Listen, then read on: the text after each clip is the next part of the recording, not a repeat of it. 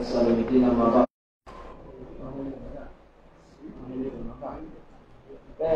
Magete Muhammad Ali Jallo nendike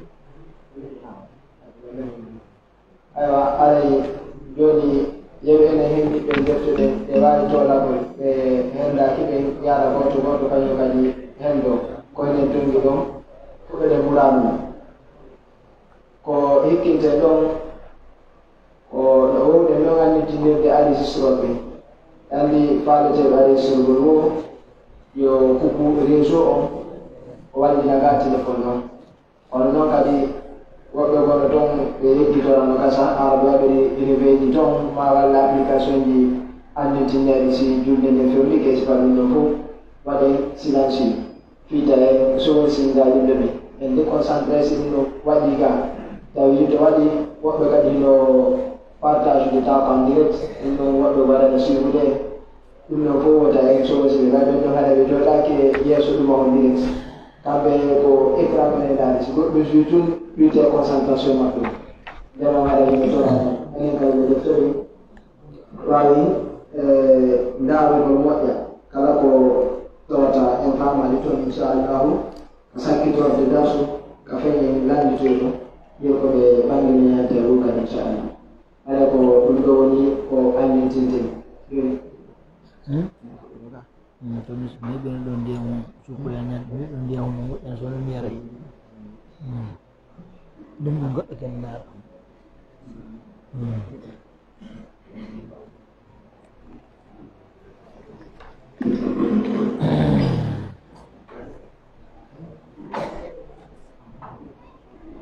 ar ɓuuɓa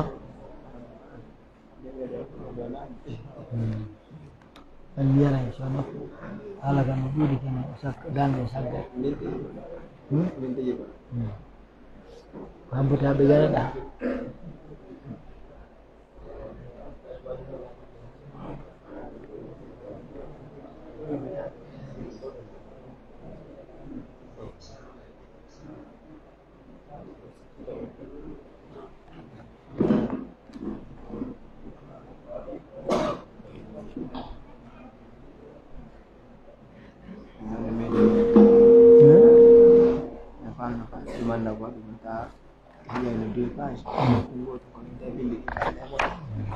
arnare tuvirsu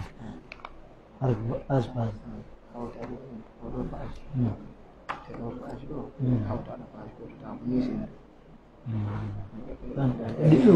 ɗo ɓuri moƴƴude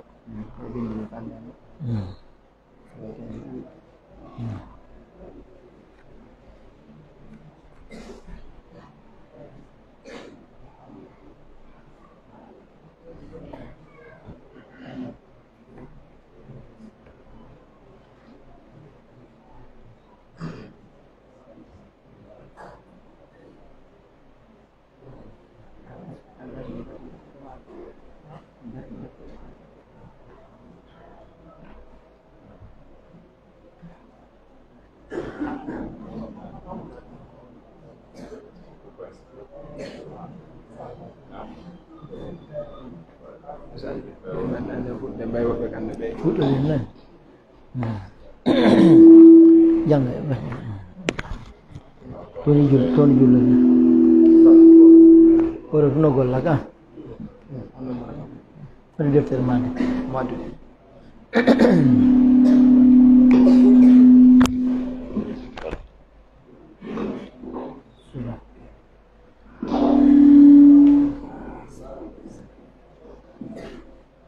بسم الله الرحمن الرحيم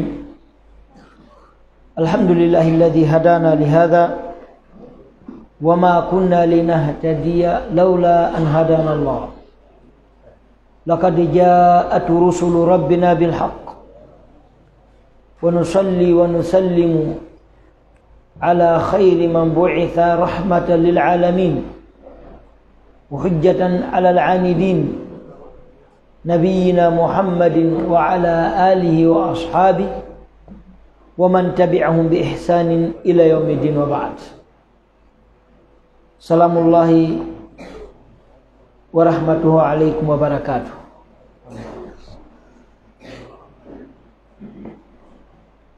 نحمد الله جل وعلا على نعمه المتوالية التي تأتي علينا تترى ليلا ونهارا سرا وعلانية. نحمده جل وعلا على هذه النعم ونشكره، فإن نعمته علينا لا تعد ولا تحصى.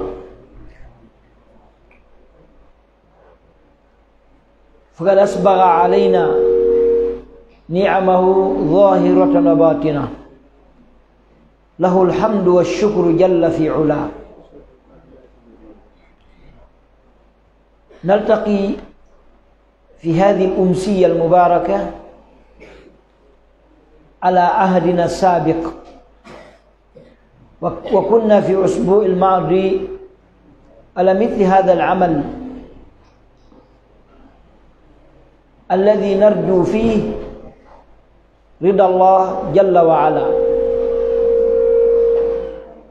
الذي نرجو فيه عفوه سبحانه، فإنه قد من علينا وأعاد علينا هذه النعمة في هذا الأسبوع ابتداء من هذا اليوم المبارك. نسأله جل وعلا أن يعيننا على الإخلاص، وأن يجعل أعمالنا كلها خالصة لوجه الكريم وطلبا لمرضاته، ولا يجعل في عملنا لأحد نصيب. ونسأله سبحانه وتعالى يتم هذا العمل علينا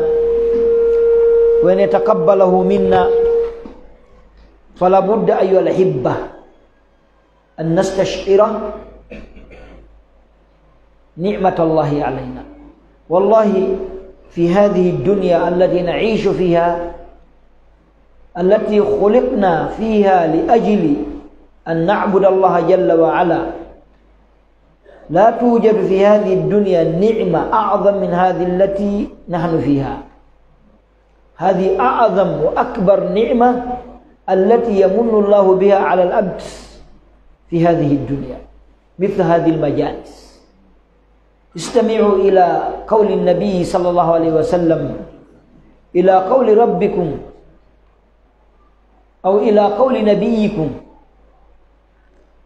يحث ويحض على ملازمة مثل هذه المجالس وعلى إكثار مثل هذه المجالس. قال النبي صلى الله عليه وسلم من حديث أبي هريرة رضي الله عنه: ما اجتمع قوم في بيت من بيوت الله يتلون كتاب الله ويتدارسونه فيما بينهم إلا نزلت عليهم السكينة وغشيتهم الرحمة وحفتهم الملائكة وذكرهم الله في من عنده. نسأل الله عز وجل أن يذكرنا في من عنده. نسأل الله عز وجل أن يباهي بنا في ملائكته في الملأ الأعلى. والله هذه النعمة لا توجد، لن تحصل عليها إلا في مثل هذه المجالس. يا طالب العلم، أكثر مثل هذه المجالس، لا تشبع منها، لا تتوانى عنها، بل فليكن هذا حياتك وهذا نفسك، فليكن هذا همتك. والله فإن الله جل وعلا يكفر عن السيئات ويغفر الذنوب بمثل هذه المجالس، والملائكة تحف وتدعو لأصحاب هذه المجالس، والملائكة السياحون ترفع خبر هذه المجالس إلى ربنا جل وعلا، وتخبر الله سبحانه وتعالى هذه المجالس والله أعلم منهم. فيقول الله جل وعلا: ماذا وجدتم يفعلون، ماذا كانوا يقولون. يجيب الملائكة: وجدناهم يدعون الجنة يريدون الجنة ويخافون من النار. يقول الله جل وعلا لهم عن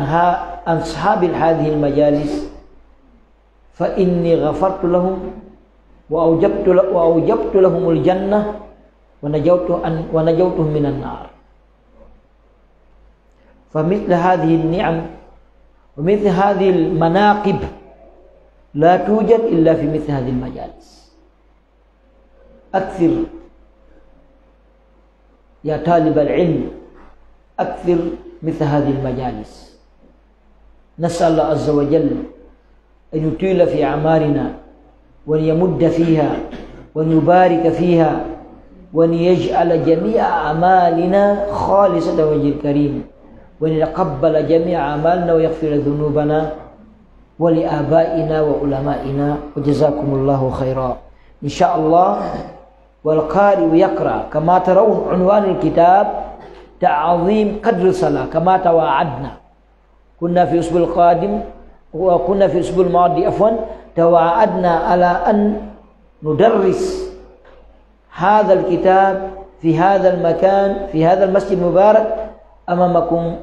أيها المسلمون الأكارم، وجزاكم الله عنا وعن ديننا الحنيف خير الجزاء. نعم تفضل. بسم الله الرحمن الرحيم. قال المصنف حفظه الله تعالى بسم الله الرحمن الرحيم. الحمد لله رب العالمين حمد الشاكرين الذاكرين. أشهد أن لا إله إلا الله وحده لا شريك له له الملك الحق المبين، وأشهد أن نبينا محمدا عبده ورسوله. اللهم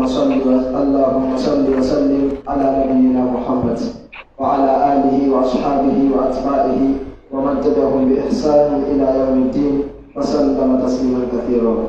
أما بعد، أيها الإخوة الكرام،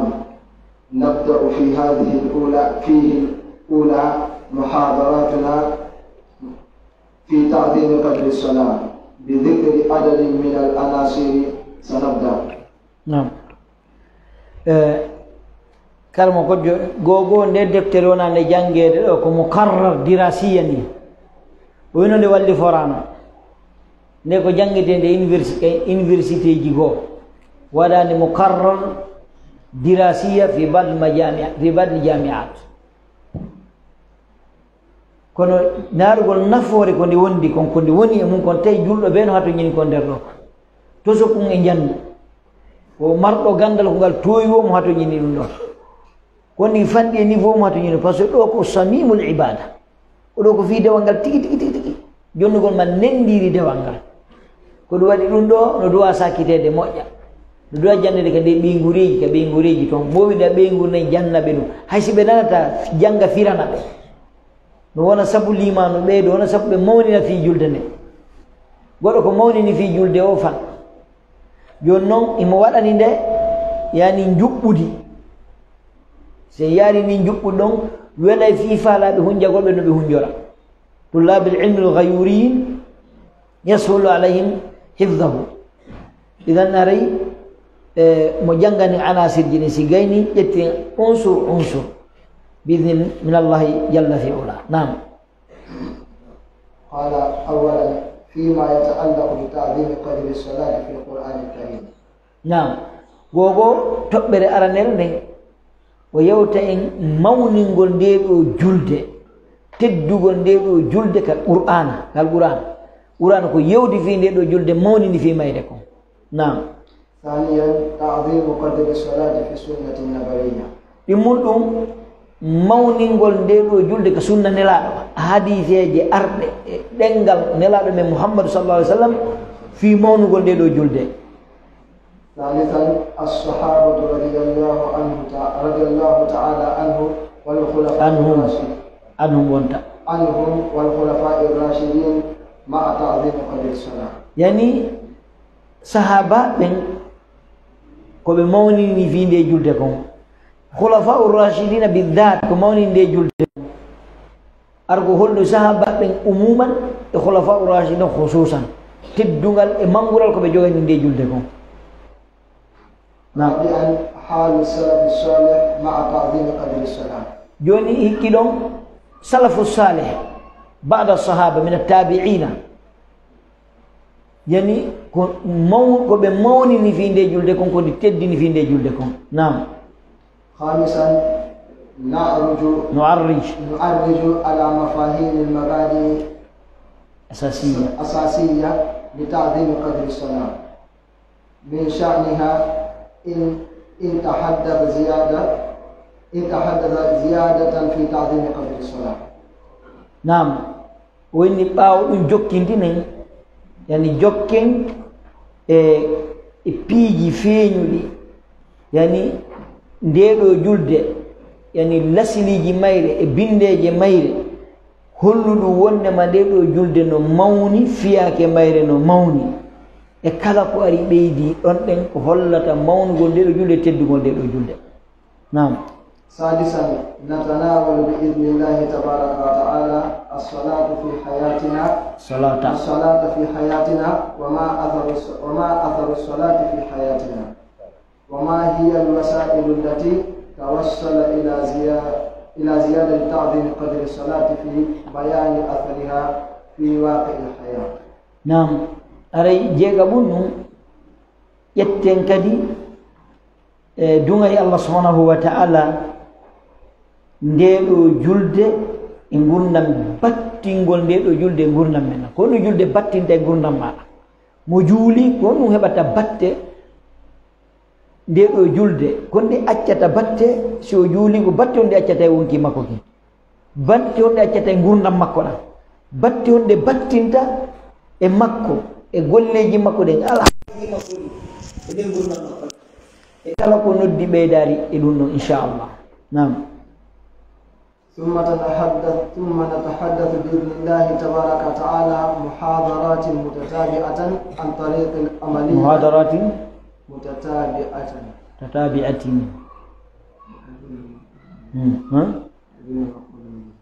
ماذا؟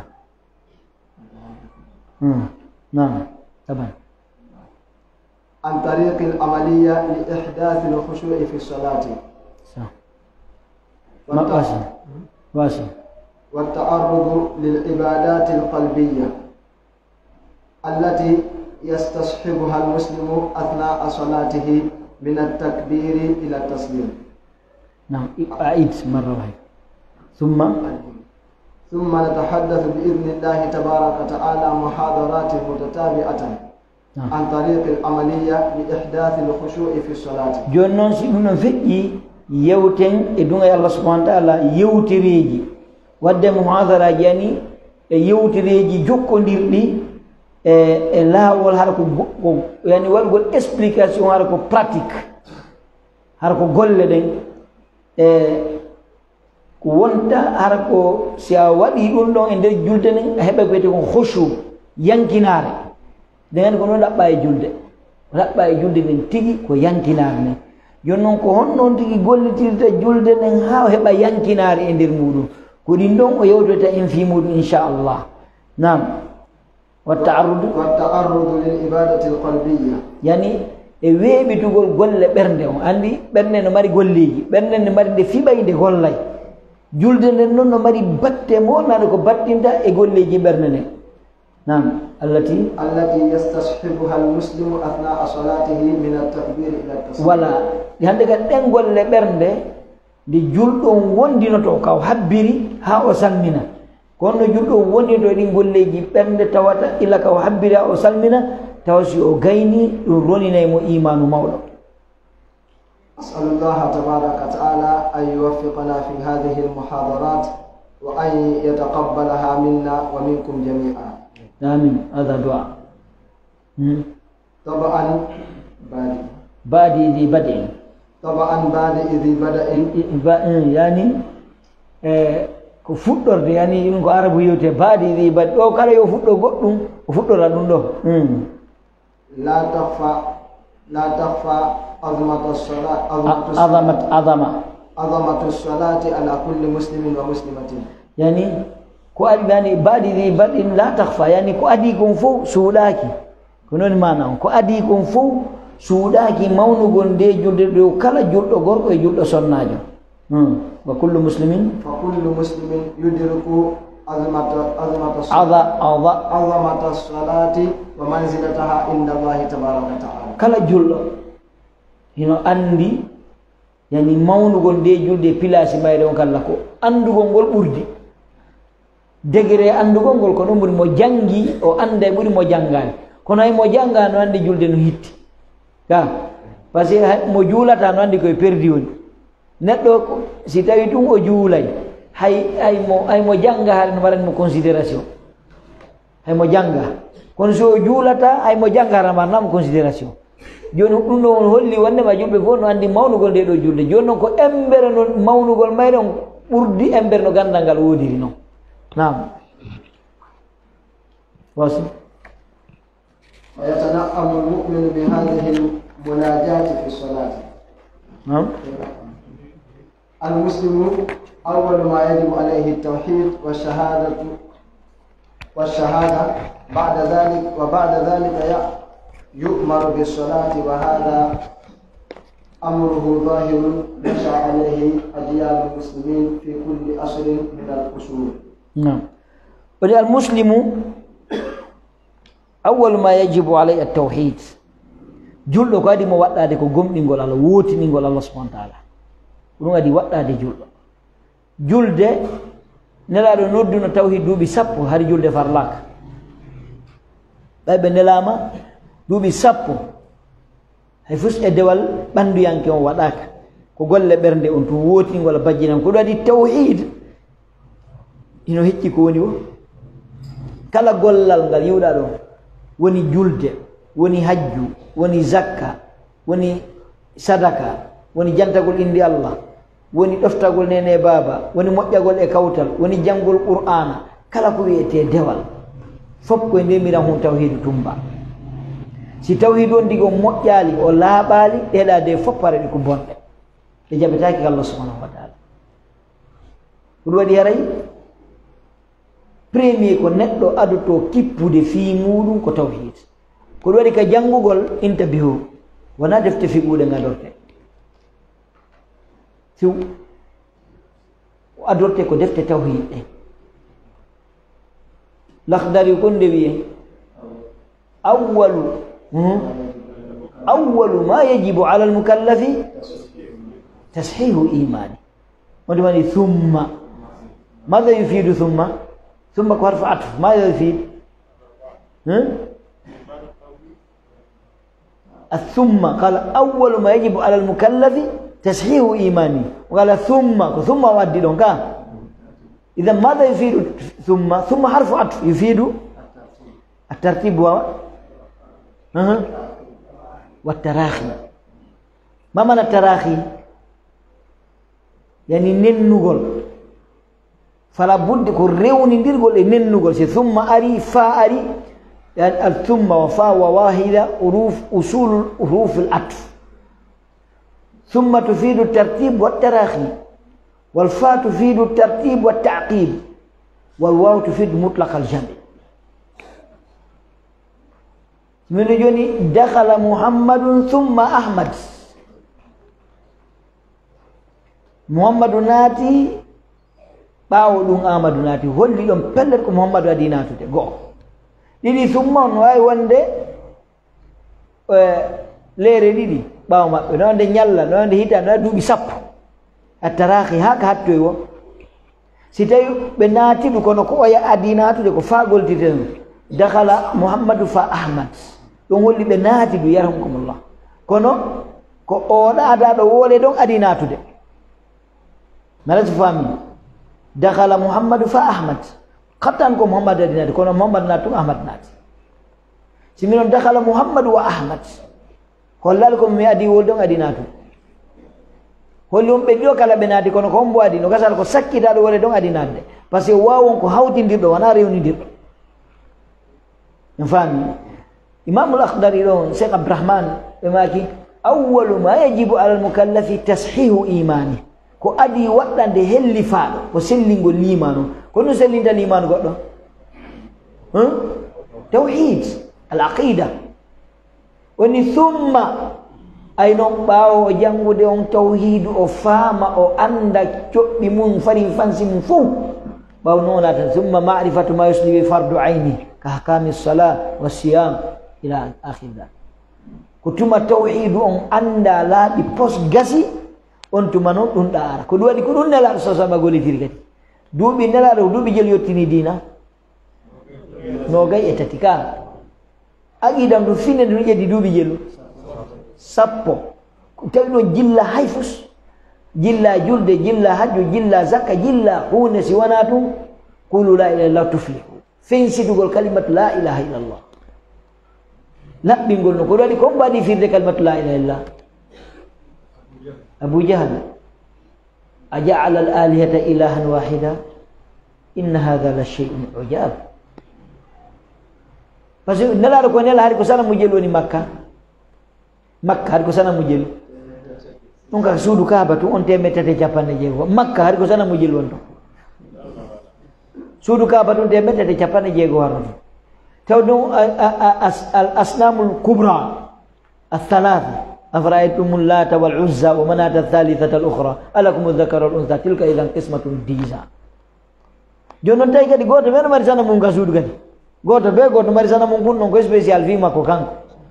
ɗiɗo fuu tawi ko ga ɓerɗe yow harana e Allah ko ɗo ɓe jortorta ko ɗo ɓe hoolorta ko ɗo ɓe faabino ko ɗo ɓe bakkinorta ko ɗo ɓe jorɗo pijini fuu nela noon ko addiɓe ko ittugol ɗen ɓerɗe ɗon e ɗi sanamuji yo ɓerɗe ɗen e Allah ko ɗon mission nelaɗon sallallahu alayhi wa sallam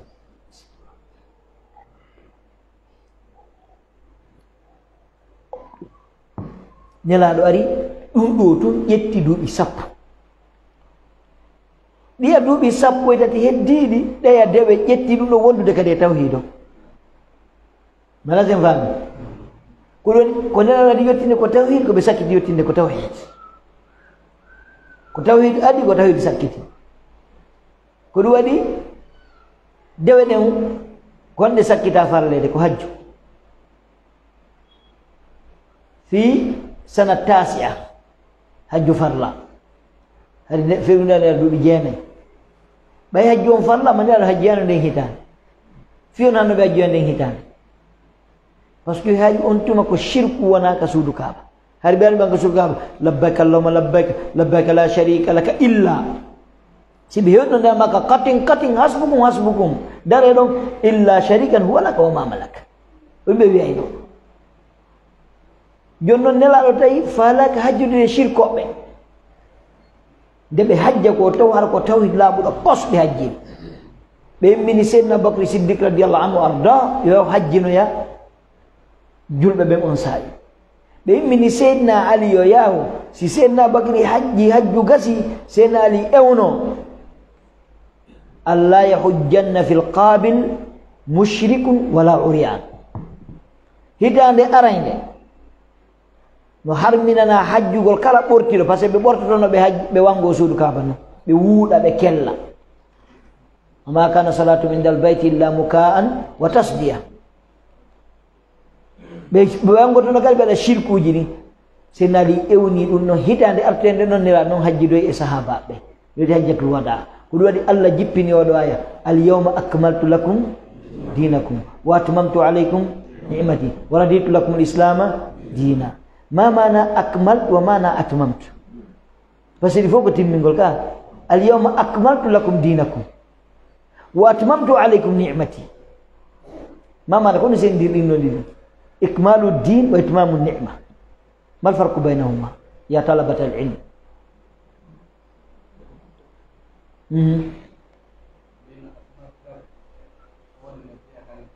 نعم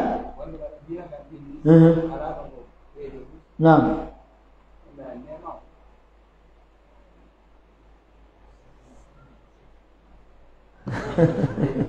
يعني أكملت عليكم دينكم تمني دينهم أي دينكم كتمري كتجالي هجوله وأتممت عليكم نعمتي توحيد حمبلا قل لي هجوله نعمة كتوحيد فانا دينو نكو دينا كان فوق توحيد تونو مر خصوصية الله أتممت عليكم نعمتي ko ɗum waɗi goɗɗo si o wuurali e tawhid haray wala e nema Allah kala mo wonda e tawhid haray wala e nema Allah kala shirkanowo Allah haray wonda e nema Allah kala ko faɗuɗa ka aduna ɗo siɗa wondi e tawhid laaɓuɗo haray ɗa wuuri e nema haray abshir mala sen fami ko ɗum waɗi goɗɗo no naata aljanna hara juulali ko naata aljanna siko shirka o woodi naatuɓe l'islam ɓe naata l'islam ɓe mayi hara ɓe juulani ɓen ɗon qatan ma'aluhum ila aljanna imma awalan imma ma'alan kono ma'aluhum ila aljanna la yukhalladu fi nnari man kana fi qalbi mithqalu dharratin min al iman idan at-tawhid fala budda min at-tawhid sino fiwi tawhid noon sino woole ɗo a tawa inna min miɗo mari tawhid kono si jarribama netti si hewtika maqamatu tawhid a tawi buy unoto allah wi wa ma yuminu aktharuhum billahi illa wa hum mushrikun wa ma yuminu aktharuhum billah illa wa hum mushrikun ko ɓuri ɗuɗde e jogiiɓe limanu kono haray shirko e jilla toon tentini si sattendeji ɗi gaɗi si gaɗi netti hewti e maqamatji goo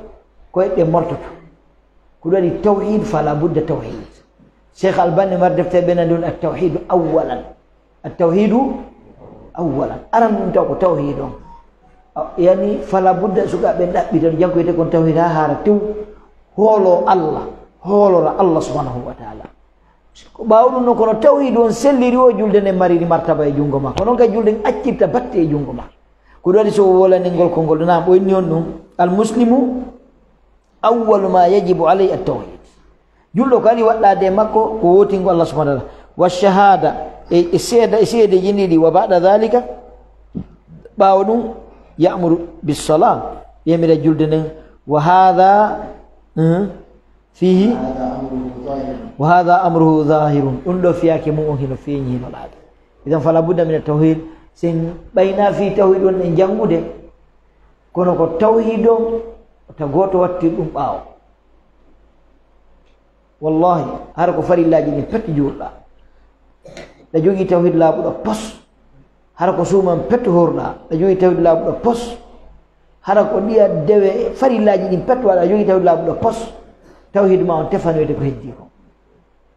kono kala dewal ko ɗuuɗi ɗo si tawhid on timma tawhid on no manki hare mo mankira diina makko e mbere ko mankira tawhid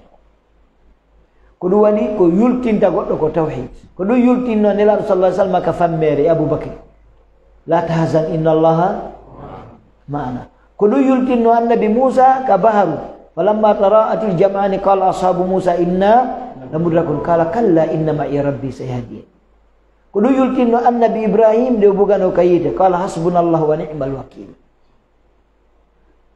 donc tawhid yultinta sen ƴetti ɗum maqamaji en konta ɗo ha janngo ɓe allah subahana taala jarribo ɗo jarribo e mawɗi kono sabu tawhid makko on tawhid maɓɓe on ɓe ɓadora allah tawhid maɓɓe on allah yultina donc dewe ɗen fof koye ndemiran tawhid tumba wasi قال فأمر الصلاة ومنزلتها عند الله تبارك وتعالى لا تخفى على أحد الذي نحتاجه وسوف يكون الحديث عنه ما يتعلق بزيادة تعظيم الصلاة لأننا في هذا العصر خاصة نحتاج إلى زيادة التعظيم فيما يتعلق به العبادات لا سيما مع هذا التقدم المعاصر والتركيز على الجانب المادي في الحياة والحضارة وما نشأ عن ذلك من تغيرات في ثقافة الناس. فالعودة إلى التذكير والتعزيز وتقوية جانب الإيمان وجانب التعظيم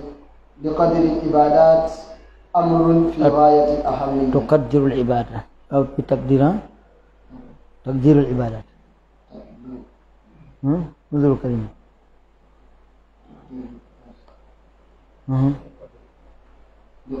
بقدر. نعم. على كل حال woni yewde ɗo wondema nde ɗo julde fii mayre suuɗaki e julɗo hiɗen haton jini e andugol fimari tentini sa mo wurden do hande pellet ponso pansad nano jokki hande ka mo Allah jawni ndu adunaru hande hare Allah no yidi o mo Allah jawni ndu adunaru hande hare Allah no yidi o sabuna ko wonta sabu goddo yolo kon perde hara o so ande o perdi dum heedi jonnon ndiɗo julde ɓawo tawhid on ko tugalal moola nangal dande neɗɗo halkare karnaɗo e perdi yawmal qiyama woni tentini o sayi mo wurɗen ɗo ko tawata hande technologie fof udditike aduna on fof woni e newre wotere aduna on ɗa ƴetti watti ka jiifa ma ɗo ɗa jillude goɗɗo ne Amérique ton o wola konngol hendoɗa ngol ɗo hande yiya koni feƴƴude aduna kon fof kala ko waɗi ala fof ko suuɗi hande média ji ni fof udditi hunduko ko Allah fabotoma hande deɗo noon julde ko wona nde sabu daɗa ɗi probléme ji hay fewniɗi hande si tawi on ndigui juulide no nde hani juulide no wasim هذا ما لمسناه عند طرح برامج تعظيم قدر الصلاة woko ɗum ɗo woni komin yani lamasna min mimi yani ko min babi tajriba wo ɓayɓe fandike jannugol fiinde julde mawnugol mayre e teddugol mayre ko ɗum ɓe tawi wondema hinde mari batte molanaɗo nam لمسنا في أنفسنا ولمسناه في من حولنا yani wondema mawnugol mayre fewdo oɗo ɗen saa'i ɓe yii ɗum e wonkiji maɓɓe wonɓe sera maɓɓe wala masna inda ولمسناه عند كل ما يقابله نتحدث معه عن تعظيم قدر الصلاة yani ɓe yi o yeɓɓi ɗum ɗo kadi kala mo ɓe hawri ɓe yewdi e makko fi manugol nde ɗo julde ɓe yi ɗum ɗon kadi e makko nam فنأتي إلى موضوع من في هذه أن في هذه المحاضرة وهو الصلاة في القرآن الكريم joni andi ɓe walani fakarat ji ɓawo ga joni noon fakara ara noon ko ɗum ko hollugo mawnugol nde julde ka qur'an joni nden arande noon yewtugol no mawnugol julde ko interview ya talabat al ilm nam إنما نتحدث أيها الإخوة الكريم يا أيها الإخوة الكرام وانت إخوة الكريم أخي الكريم إخوة الكرام هذا ختمت بي نعم أيها الإخوة الكرام عن تعظيم الصلاة لا نقول نحن الذين عظمنا الصلاة سيدي wolde fi mawnugol nde ɗo julde na holli ene mawnini julde nde julde hinde mawni ko shari nde o mawnini nde الله تبارك وتعالى هو الذي عظم قدر الصلاة في كتابه الكريم سبحانه وتعالى mawnini embere julde nden ka deftere makko وعظمها رسول الله صلى الله عليه وسلم الله تبارك وتعالى ذكر في كتابه الكريم الكثير من الآيات التي تعرضت إلى تعظيم الصلاة والأمر بإقامتها وبين منزلتها عنده سبحانه وتعالى والثمرات المترتبة على هذه العبادة الجليلة ومن ذلك وأكثر من ذلك نعم yani ko mawninde ɗo julde ko Allah enelaɗon sallallahu alaihi wasallam Allah no mawnde ka deftere makko o ɓangini dimɗe ko heɓoto e nde julde nden kon ko ɗum wonɗe garde ɗo mani wasi أولا أن الصلاة هي أعظم علامة عملية على الإيمان joni jente no jeeya premier hollugol nde ɗo julde no mawni ka qur'ana wondema no julde nden anna salata ya a'zamu alamati amaliya alal iman ko golle arane mari démonstration premier on ka diina hollay ɗum neɗɗo on ko julɗo himo mari imanu ko so daranike nde ɗo julde neɗɗo si indi joni kam ɓere men nama kaari he o suka no gomɗini o no reeni o no wakkili kono juulata haray mawni haray on woni haray konko manta ɗo fof wonti zéro ka par ce que si tawi woni mo hula Allah mo reeni o ñamata ngeenaari mo hula haqqe kawtal mari non pi fof kono o juulata haare ɗum ɗa fof piidike leydi yani no wi'e nene ngarɗi o waɗa ɗi boneji ɗo fof kono o juulay on ɗum julde neɗɗo so woni juuloo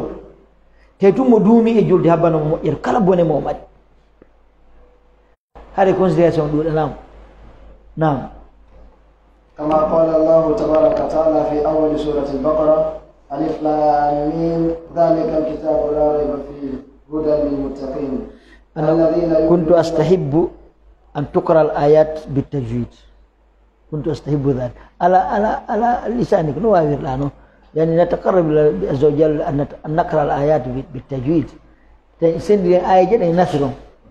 نداني ما نوين على كل بالتجويد ما يهمنا أنك يعني صوتك جميع وغير جميع يهمنا نتقرب إلى عز وجل بأن قرأناها بالتجويد بسم الله الرحمن الرحيم ألف لام ميم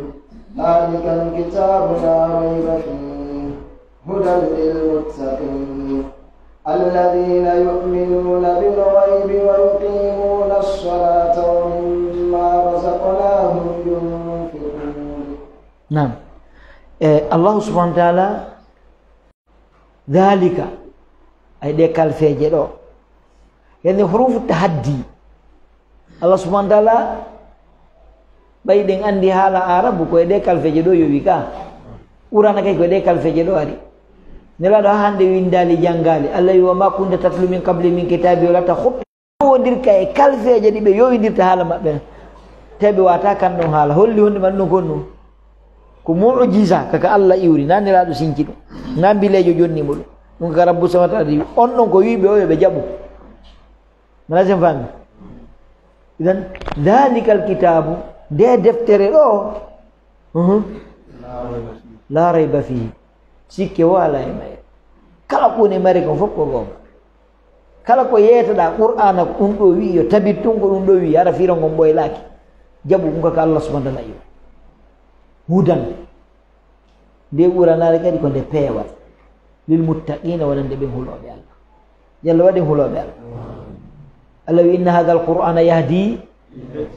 lillati hiya aqwam allawi yudillu bihi kathiran wa yahdi bihi kathiran idan hudan lil muttaqin no dari sadarno jon ko hombele woni muttaqina alladhina ko hon ismu mawsul sifa ay tasifu al muttaqin man hum alladhina yuqimuna alladhi yu'minu bil ghaib أرأيتم الإيمان أرأيتم التوحيد أولا ويقيمون الصلاة فلا بد من يقيم لا توصف بالتقوى إلا إذا كنت مقيما للصلاة أبدا لا توصف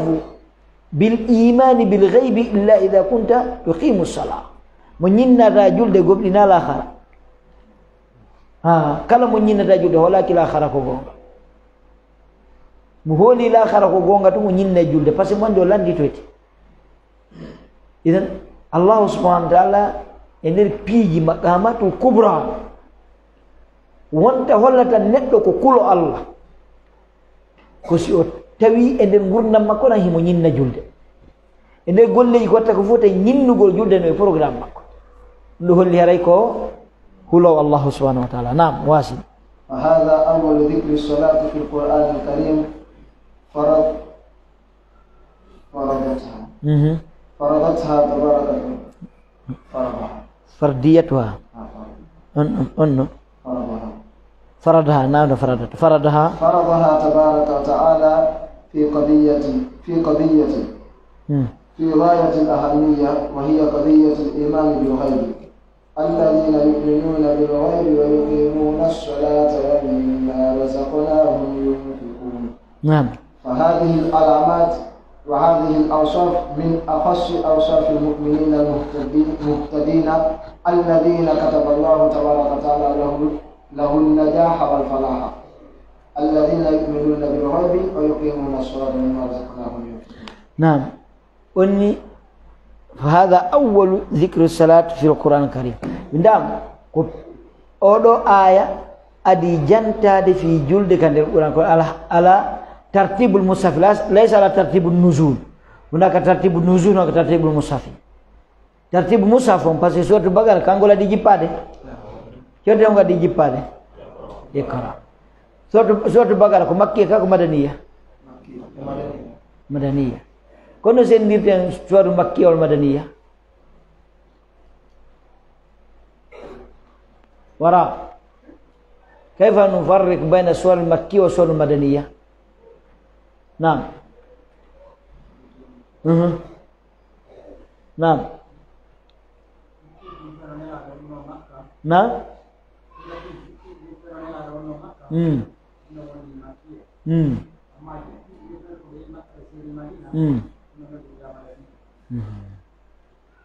نعم هذه قاعدة عامة أدو فرق godi gono jippo hala nelaɗo na makka woni kono ari ɓe ferale ko makki adi wiyete kala corte o jippingo aɗo nelaɗo ferde hay sina makka ɓe woni hara ngol ɗon ko makkiya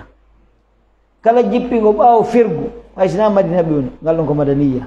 ɗon kayida amma joni noon ka corteji kala yiɗo fadi suwaru makkiya no jeeni ko sendirta suwaru makkiya suwaru madaniya par ce que yigol tun corte ngol anda ngol ɗo ko makkiya ma ko madina ko siɗa jangguiɗa andani fi muɗum no jeeya ko neddo suwatu makkiya ko ɓuri konko wolta ko fi iman fi kulol Allah fi darngal fi suuɗum ɗi ɓurata wolde watti hol ɗum ayeji mum ne no raɓɓiɗi ha ayeji mum ne no raɓɓiɗi pot soɗum madaniya ko fi ahkam ɓurata wolde e ayeji mum ne ko ɓuri ko hare no juuti ha yani hada badul furuq en jangi ko usulu tafsir yen no fo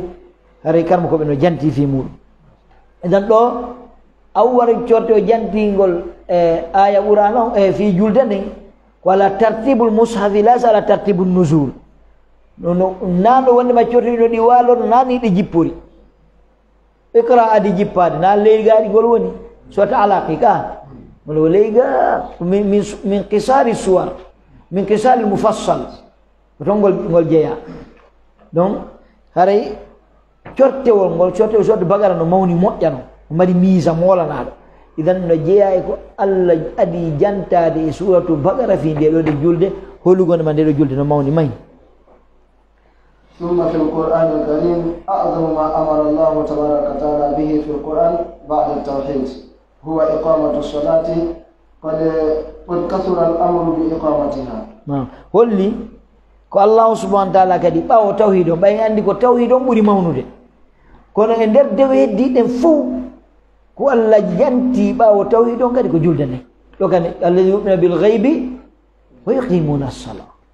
siko heddi ko ngari yeso ɗon nam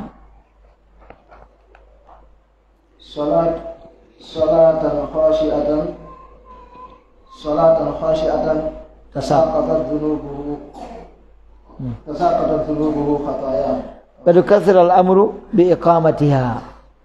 kana fi shay saqit wala kulal ko fala wolde mo juuli julde hakke ko de fi nde julde no mawni sa juuli julde wondude khushu e yankinare bakkatu jondi gini fo di samay di iwa kala bakkar mo tay landaki tubuwe kala bakkar mo tay landaki du nani dhunub jini no tay serti wodi bakkatuji ko kaffara itatadi wodi bakkatuji ko tauba mujarrad taw ni bakkatuji ko istighfar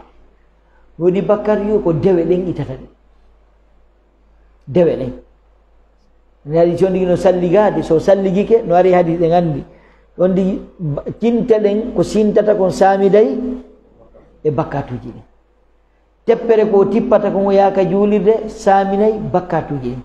so naati ka juulirde so jooɗi ke ton ɗen mo jantade inde Allah mo juulde na filo ma so juuli falla mo jottike ɗon habbitike julde saminay bakkatuji ɗi ala ko bakkatu goɗɗo samita si feƴƴi tawhid wa julde ala alaka goɗɗo kadi malaika du'antomo si feƴƴi tawhid wa julde woni fi julde nden hinde mawni wasi أصبح بعد هذه الصلاة خفيفا فهو ارتاح بالصلاة ماشي. وريحته الصلاة وربحت الصلاة من هذه الذنوب. نعم. يعني ko fala e wolande ɗo nde ɗo julde nde hoyfinanay neɗɗo, ani khatamat ba in hoymum nde ɗo julde nde hoyfinanay neɗɗo. Nelaɗon sallallahu alayhi wa sallam si ɓe ɓittinoke ko no ɓe waɗayno ɓe juula ɓe nawno ya Bilal arihna man fazia ila salah. Kana Rasulullah sallam idha hazzabahu amrun fazia ila salah. Dan ko fiyonno ko ɓe fof ɓe fowto e jandige ɗo nde ñande goɗɗo julde tappa dagawal tawi bele ndu julde nden no heƴƴi musen dagawal ngal ka ko fiyonno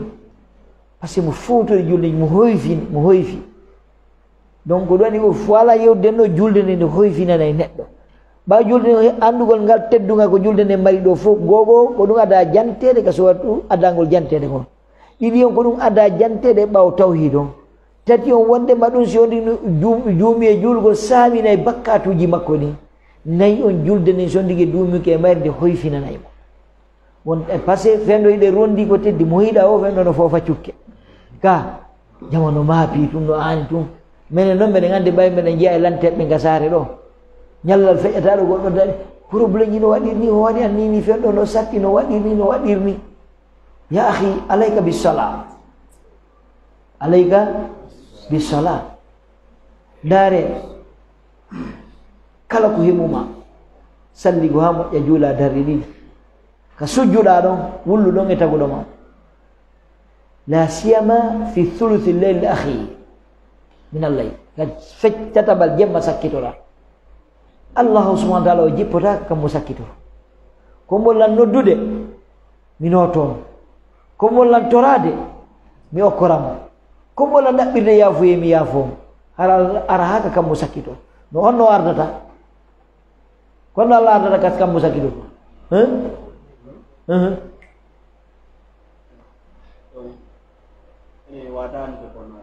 sant barakallahu fik hadha alladhi nurid hadha huwa at-tauhid عقيدة أهل السنة والجماعة. ينزل ربنا كل ليلة إلى سماء الدنيا إذا بقي ثلث الليل الأخير، ولكن كيفية مجيئه هو الذي يعرف. ما نعرف وما نبحث. هل لسنا أشعريين ولسنا جهميين ولا معتزليين، بل نحمل عقيدة أهل السنة والجماعة نمرها كما جاءت، نقول ما قال الله ولا نبحث عن كيفية. Nelaɗo maki Allah jippoto e wiɗen Allah jippoto kono jippito en anda fi en anda e wiyata o jippota par ce que nelaɗo maki o jippoto mala sen fami ta tefuton no jippotama ta haajuma na haajuma no na ɗum noon tagiraɗa hande kan no an kadi immo ka tataɓal jemma na mari probléme ila fuɗɗi business o marsali hiɗa fa probléme no falama ƴamude ɗum ɗo no falma wadde immo salligoɗa juula sujja ka sujjuɗa ɗum wulla e taguɗo ma jeejama allahu subhanahu wa ta'ala huntante hajuji maɗa ko ɗum woni wolande ɗo ko ɗum wonno da'bu salafu salih fi julde no mawni sa hetti nendire ɗum nden hara heeɓi mananku mo heɓali ɗum ɗon hara ɗa ɓuuri mo mananku mo heɓali ɗum hara ɗa ɓuuri mo mananku sayi nela sama ko ɗum ɓe holorno wasta'inu بالصبر والصلاة وإنها لكبيرة للخاشعين قد أفلح المؤمنون الذين هم في صلاتهم خاشعون قد أفلح الله يقول لي ملام أفلح في الماضي قد إذا دخل في الماضي يفيد التحقيق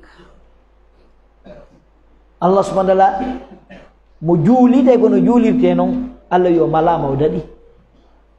قد أفلح المؤمنون يتوتون كتوحيد فسأل المؤمنون الإيمان لا يوجد إلا بالتوحيد مفهوم؟ نعم واسع. أيضا نجد أن الصلاة فيها تنقل مناجاة الله تبارك وتعالى لما كان أهل الجنة أعظم نعيم يتنعم بها أهل الجنة هو رؤية الله تبارك وتعالى والفوز برضوانه كما جاء في الحديث سنن الترمذي. تحقيق أحمد شاكر نارلو وإن توا جلدن كدي ko neminagol mono julde ko yo nemino mono juldare mo neminade yani habada law wasalna ila hadhihi alhaqaiq andi piji go si wala ma do en siga ko tindi parce que si iman mon hewtinali man taw yata ibnu qayyim al-jawzi rahmatullah alayhi woni moto jemma juula janto inde Allah ha berne makko ni buba jilon o heɓa fowtare o inna Allah si tawi yimɓe aljanna ɓe no fowti suko nde fowtare nde mi fowti ɗo hayre ɗa nemini ɓe yani unzur insan fi dunya yash'uru bi ni'mat allati sha'ara biha ahlul janna bal qaddama nafsahu ala ahli aljanna yani ɓuuɓe ndigite nel maki ju'ilat qurrata ayni fi salat ɓuuɓe ndigite ande waɗama ka julde ko jonde won nden julde ko habbalanɗom juula ñamayi ko nden julde ɗon wallahi ko woni e julde kon ikhwatul ahibba min amaduri mi anda ɗum no gasarono ɗon andi ɗum kono wallahi law lamasna الصلاة بما فيها من النعم والراحة لصارت حياتنا كلها صلاة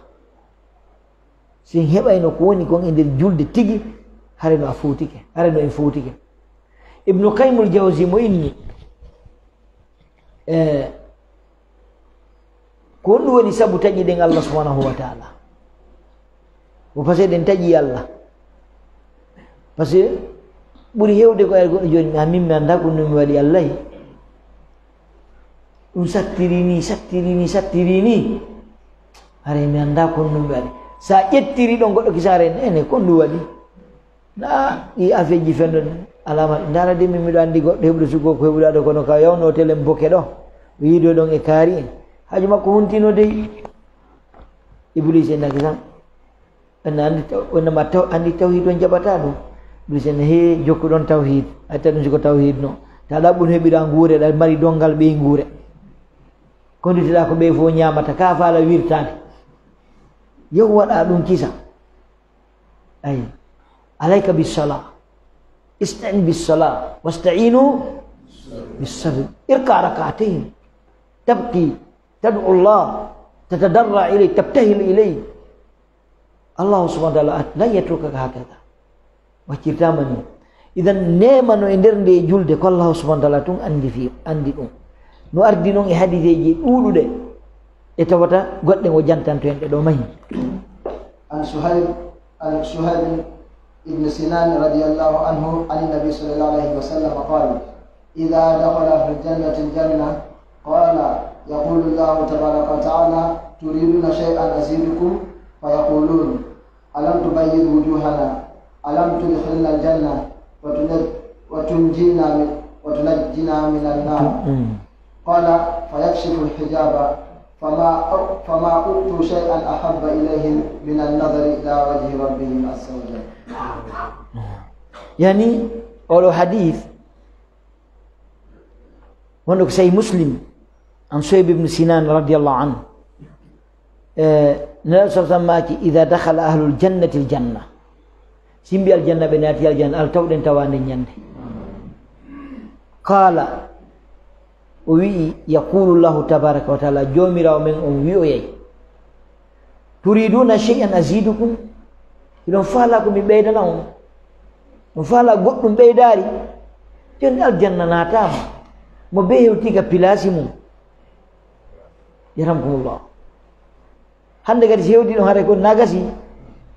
kene aljanna Allah wiya ɗum faala ɓeydari on tuma kamɓe tigi ɓen alam tubayyid wujuhana ene na a jalbini men geece ɗen mane a naadali men yiite ɗen naatoɓe yiite ɓen geece mum jalbata ka walla wi yimɓe yiite ɓen kullama naddi jat juludum baddalnahum juludan ghayraha liyadhuqul adhab qala wi mayte be thumma la yamutu fiha wa la yahya ya maliku liyaqdi alaina rabb qala innakum makithun laqad ji'nakum bil haqq walakin aktsarakum bil haqqi karihun qalu ya laitaha kanatil qadiyah ma aghna anni maliya yani yimbe yite be aljanna be nagodu la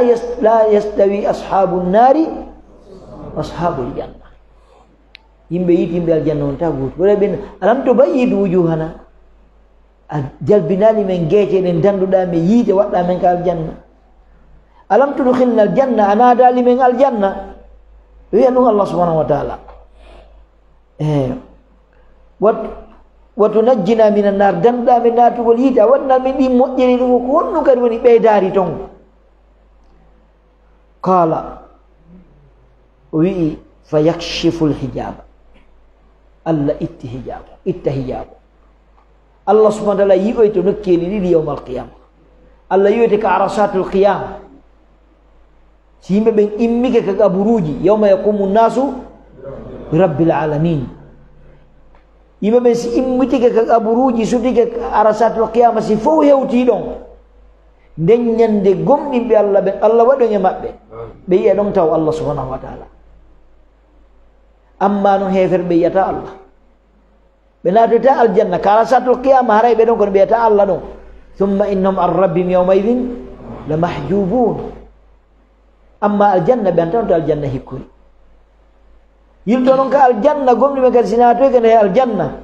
allah noon jonneɓe ɗon an ni'matul kubra on tuma allah so itta hijabum hiɗen andi hay goto yaali allah ka adna ɗo yiyata allah kadi kan hay nelaɗo sallallahu alih sallam ɓuur sellude konnguɗi kalmo koɓɓe nelaɗo yano allah koɓe yawno dowga par ce que hadiseje no ari no jeeya e masala aqadiya mo karmo koɓe sunna ɓe lurri est ce que nelaɗo yiwno allah ka ɓe yiyano allah ko ɓe royroytinaka kammu dowga no hakkude khilaf bayna ahli sunnati wal jamaa masalaji seeɗaji karmo koɓe sunna wal jamaa no waɗi lurre ka aqida no jeeya ɗum o masala ɗo kono ko ɓuri feeñude kono imamu dhahabi en yewtir noon fayna masalaji goɗɗo dowa wadde hawdo e muɗum pandi kono ɓuri feeñude masala on woni nelaɗo yiyano allah par ce que ma kono nurun anna arahu imamu lalaka'i ka aqidatu ahli sunnati wal jamaa mo yewti masala ɗo ye fansitimo fi muɗum moƴƴa on tuma allah suma itta hijabo ko wonno heedo tawata par ce que allah yiwogol mogol allah tagay jama on tagu koɓe supportamo yiwgol ko ɗum annabi moussa nde falano yiwde allah ka adnaga allah newinannomo ko par ce que allah yi'otako ko ɗum hanno newina ko par ce que moussa wawatano mo yiwde ɗon par ce que moussa tagu makko mo wawata yiwde allah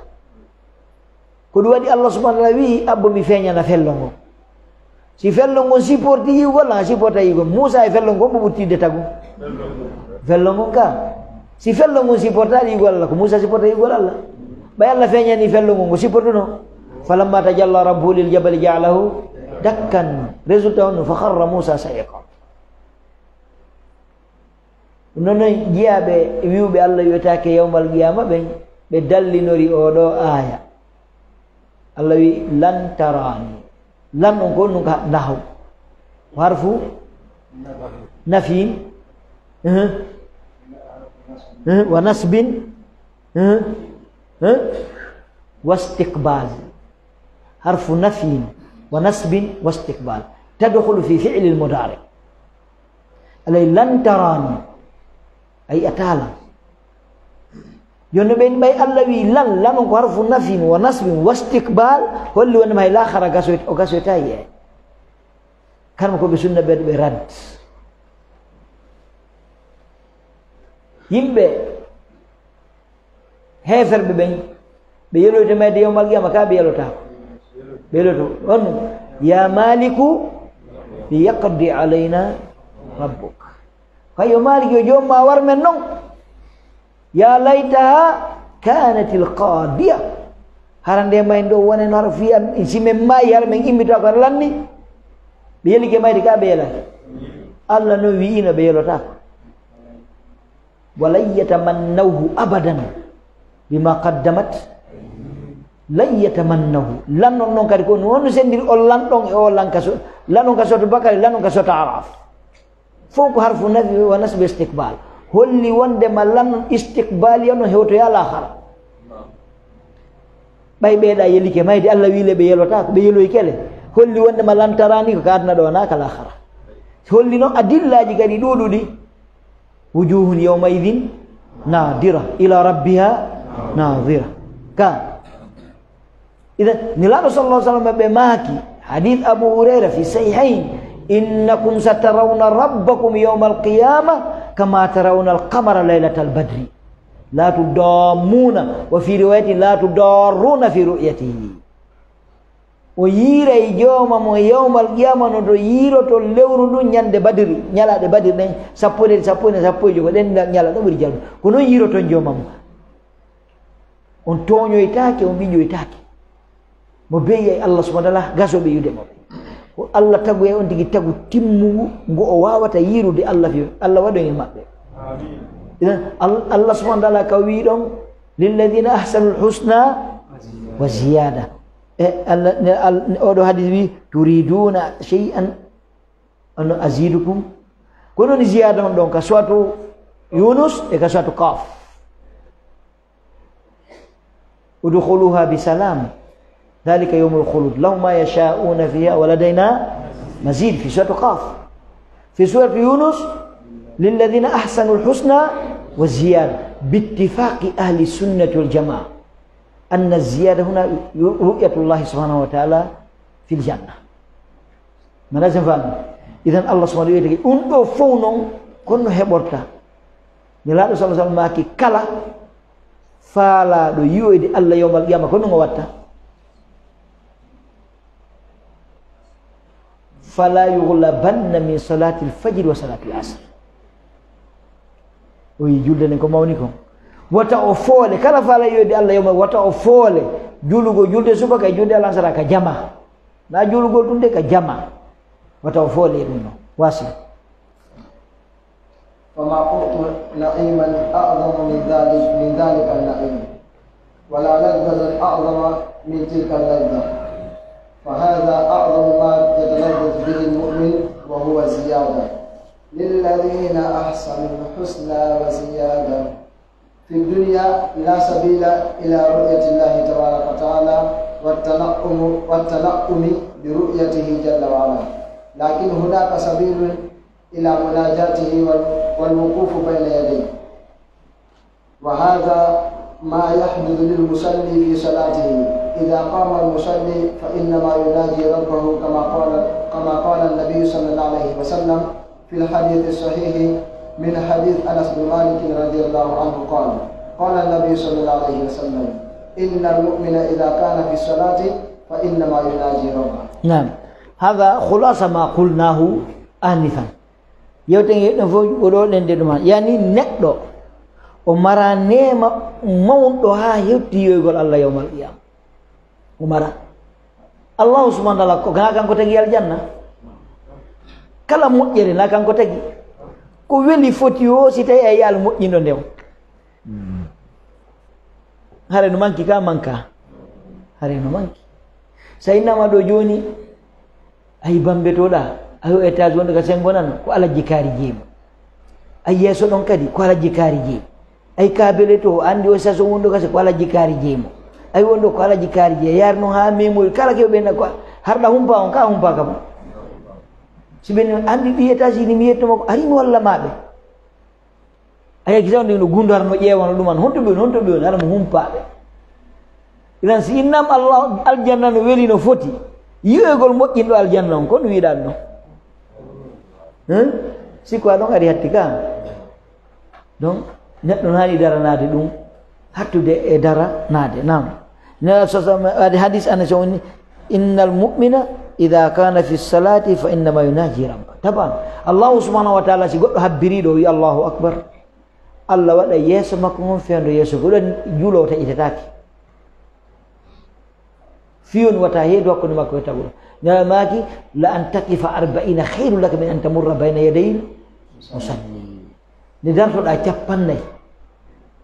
si yewtiyamani ko ɓuri huɓat yani alfadhu mutlaqa no hulɓini ha capannayi hon ɗum miniti balɗe jonte lebbi duuɓi inama tun capannayi nde dartoɗa capannayi ɓurma moƴƴande taƴude juulowo par ce que hara heedi hakkude makko e tamuɗum a habbire tun Allah ƴetta yeeso mum ko waɗa fewndo yeeso ma ngo koni mum kono mawni koni julde kono mawni yakfi salate fakhran wa qadran wa ta'dhiman anna furidat fi sama ka yoni julde teddungal e mangural e ɓantal wonma ka asaman nde farla heddi ko fof farla kalilla nam واصل. ولذا تذكرنا أنه إذا قرأ الفاتحة الحمد لله رب العالمين قال الله تعالى حمدني عبدي، وإذا قال الرحمن الرحيم قال الله تعالى أثنى علي عبدي، وإذا قال مالك يوم الدين قال مجدني عبدي، فإذا قال إياك نعبد وإياك نستعين قال هذا بيني وبين عبدي والعبد ما سأل، فإذا قال اهدنا الصراط المستقيم صراط الذين أنعمت عليهم غير المغضوب عليهم ولا الضالين قال هذا لعبدي ولعبدي ما سأل. فيتنعم المؤمن بهذه المناجاة في الصلاة وهو يتذكر ويربط بينها وبين النعيم المقيم في دار الخلود برؤية الله والفوز برضوانه جل وعلا. نعم. وإني ولذا تذكرنا أنه إذا قرأ الفاتحة نفس ما كيسي نجول دسو جنجي فاتحة so inni alhamdulillahi rabbil alamin Allah subhanahu wa ta'ala o wi'a kanko digi Allah hamadani abdi jiyaɗo an o yettila Allah wola ɗum wa idha qala so wi arrahmanir rahim Allah tigi wi'a athna alayya abdi jiyaɗo an o mantila so wi maliki yawmiddin Allah wi'a majjadani abdi jiyaɗo an o mawninilan teddinilan so wi iyyaka na'budu wa iyyaka nasta'in Allah wiya ɗum ɗo ko hakkude e makko ko ɗum mana iyyaka na'budu wa iyyaka nasta'in ko ɗum mana qur'ana fof ko ɗo fira iyyaka na'budu wa iyyaka nasta'in iyyaka ko an Allah na'budu woni ko men rewata wa iyyaka ko an Allah nasta'in woni ko men wallinata tawsi ko non wonirɗen hara ko Allah tu wonɗe ɗo ko Allah tu wallinorɗen dan karma ko be maki do hada uslubul hasr wal qasr indal balaghiyin uslubul hasr wal qasr taqdim ma haqqu ta'khir wal maf'ul mutaakhir an al fi'l wal fa'il هذا هو الاسلوب المعروف أليس كذلك كفيل فاعل مفعول كان ينون مفعولنا قدم على الفعل والفاعل لماذا لإفادة الحصر في هونغول يونينا نعبد إياك إياك نعبد نانو عرب ناندي دي ناغوتو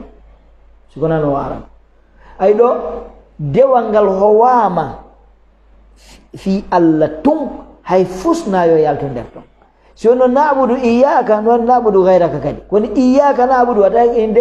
غيرك كد نعبد أبدا وتا وند كال عرب إذن لو حصرنا العبادة لله جل في علاه وكذلك الاستعانة حصرناها لله وإذا استعنت فاستعن بالله ساولنا لا يولنا الله تاولنا تلكر مسيطة تاولنا الباكاول تاولنا النسي تاولنا الكايديري وينجتين دمبوغل تاولنا البوفو دودو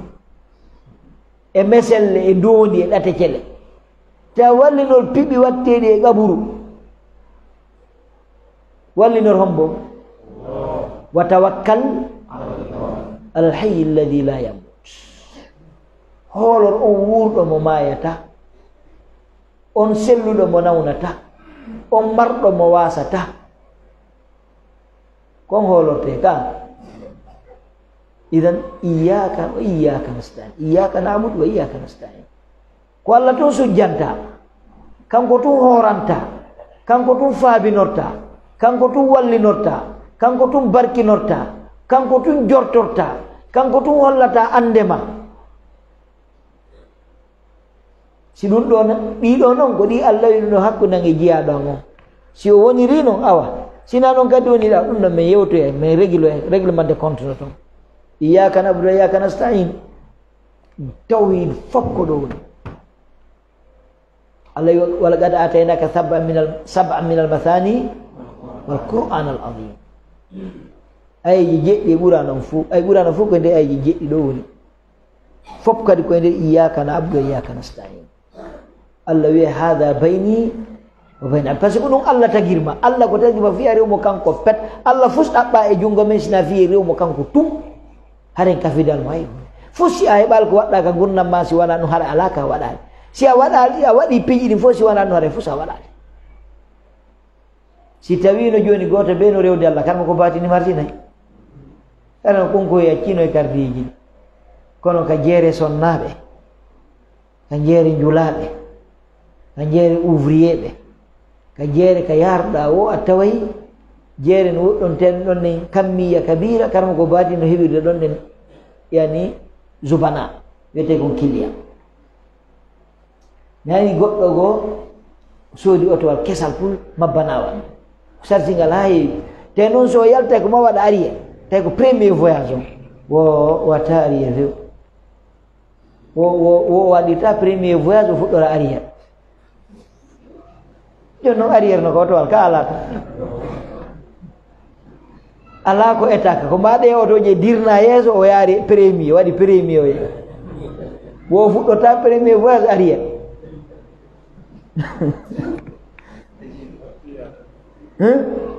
Oɗo noon salligo juula ka yamena juula juulay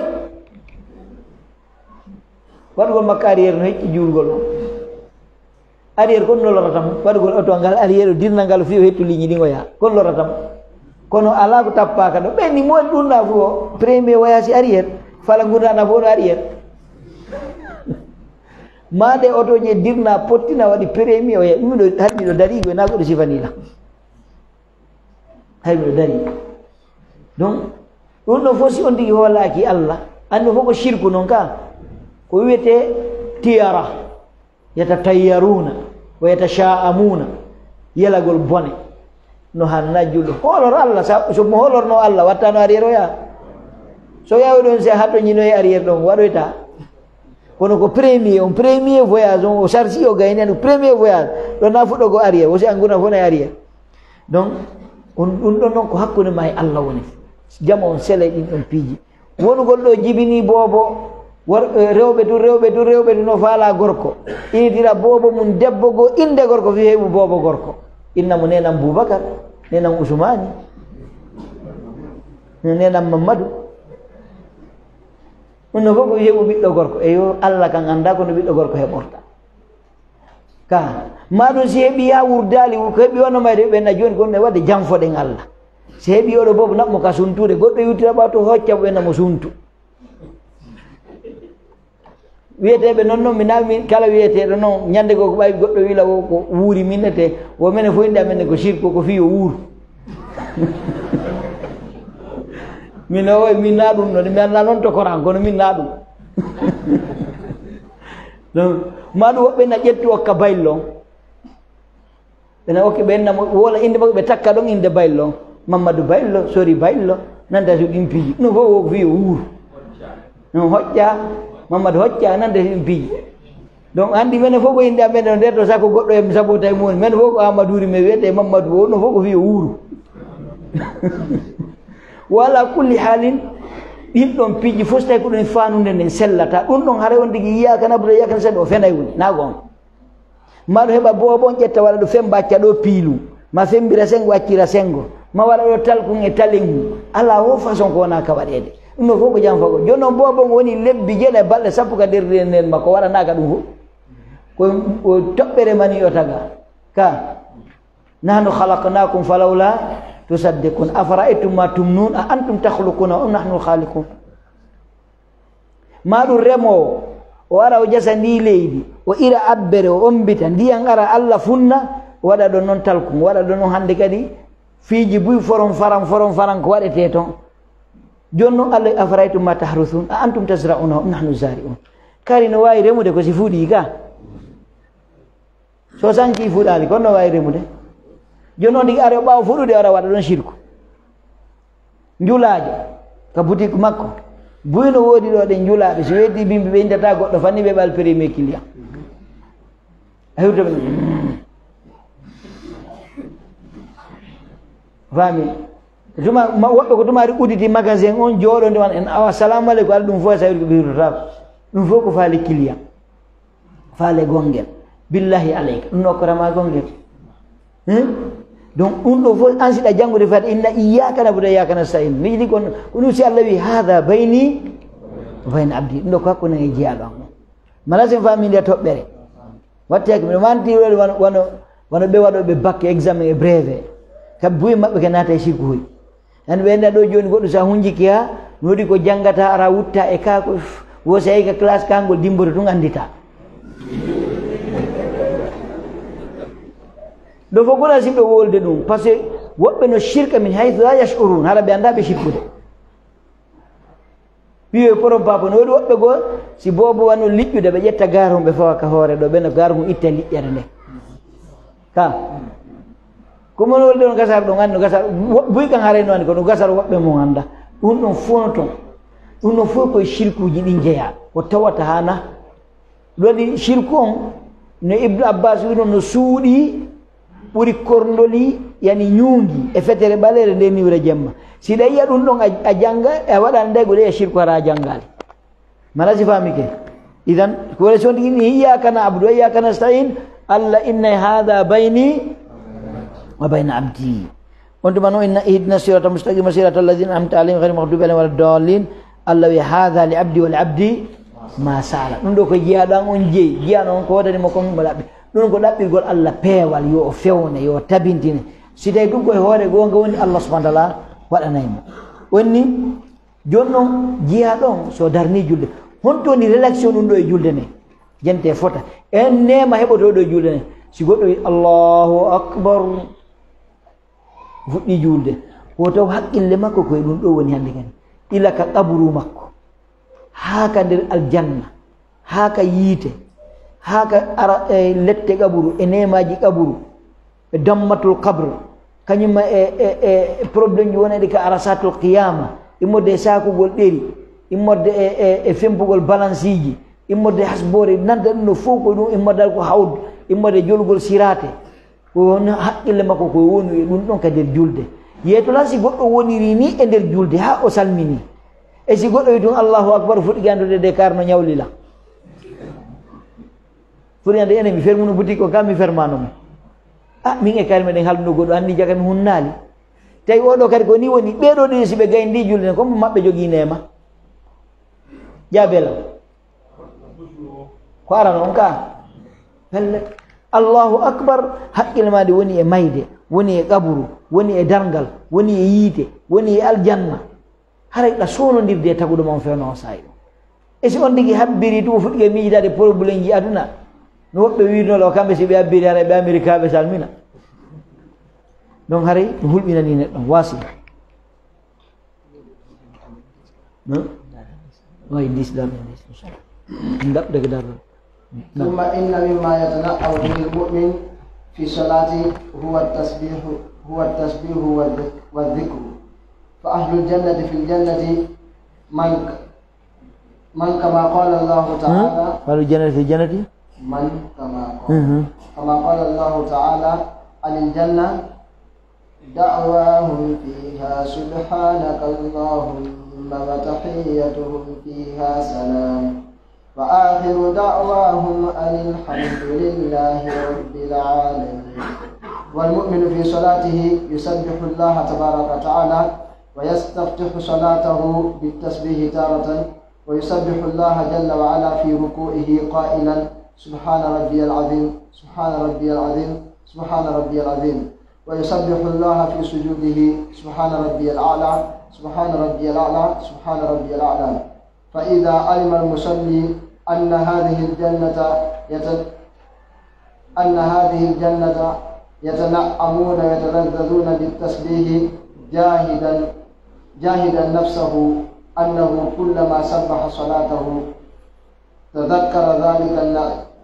ذلك النعيم فيتنعم به وهو في صلاته. وآخر ما سنقف إن شاء الله عليك دارتو haray jeɗo julde nde mawni musidɓe julɓe gasa berko ngon jannguɗo to on soƴi seeɗa e memoyal ha joni sammim e memoyal tigi tigi on ha joni kono berko ko jannga ɗo tun wawite faminde wondema nema on koye julde nde woni moƴƴere nden koye julde nde woni haray naare onni yawmal qiyama golle ala na ko ɓe ndewomo juulaɗo juula yawmal qiyama hooralɗo hoora yawmal qiyama ta tewɗo ɗum de ko ɗo waɗete adduniya darul lil amal wal akhira darul lil jaza ko gollaɗo ko yoɓoyte toon ko woni yawmal qiyama da'wahum fiha subhanaka allahumma wa tahiyyatuhum fiha salam wa akhiru da'wan an alhamdulillahi rabbil ko woni jantagol inde Allah tayata kalakhara kal janna hay kal janna inde Allah jantete Allah yettete Allah subhanahu yiɗi yettede ha ɓurti mo yiɗi jarnede mo yiɗi anditanede welam o nafitortama joni noon iɗen anndo nde jeeya e golleji julde ni yettugol Allah subbihinanomo ka sa wi ruku waɗi ruku ko ɗum wiyata subhana rabbiyal azim sa waɗi sujjudu ko ɗum wiyata subhana rabbiyal hada tasbih mo walanno ñande ko wiyete tasbih ka ko woni subhana ani naqais ay Allah tasif Allah subhanahu wa ta'ala bin naqs ko laɓɓingol mo sennamo jontamo ko handi hande ko subhana idan aray so on waɗi ruku ko ɗum wiyata so moni sujudu ko ɗum ɗo o wiyata ɗum ɗo fof ko holɗum wondema a laaɓuɗo ɗum ɗo fof laɓɓinay neɗɗo goɗɗo juuli o laaɓaali ala ko laɓɓintama ala fala budda so juuli ɓernde makko nde laaɓa golleji makko ɗi laaɓa dan golleji julde ɗi foppila ka o habbiri ha ka o salmini ko mawningol Allah e teddingol fi Allah subhanahu wa ta'ala. idan ko ɗon e darade hannde wa jazakumullahu khairan torki Allah subhanahu wa ta'ala yo Allah risken timmingol deftere nde jaam faminen koni ga ko risken goltirgol wa sallallahu wa sallam ala rasulillah barak